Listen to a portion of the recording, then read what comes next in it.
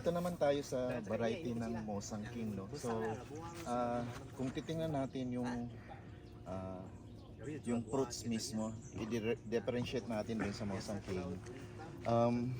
Yung Mosang King ay parang yellowish, no? Yung pagka green, no? Compare dun sa ano ay iba.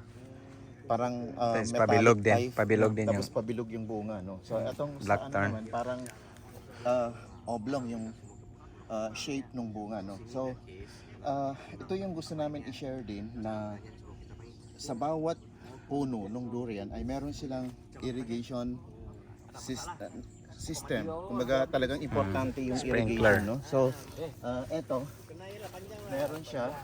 Pag dry season, talagang ginagamit nila to, no? So, meron silang hose na malalaki, no? Dito tayo. Ito, no?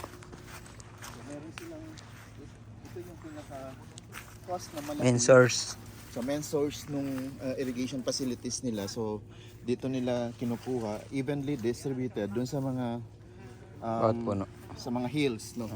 So ito ay another Mosang King pa rin na variety, no? So yeah, ang gusto namin ipakita dito yung irrigation facilities, no. So ibig sabihin sa mga gustong ano mag-venture into durian production, kailangan natin i-prepare yung area natin na dapat merong irrigation facilities, no? So, yun yung gusto nilang sinasabi dito na isituit natin na merong irrigation system, no, sa bawat puno, no?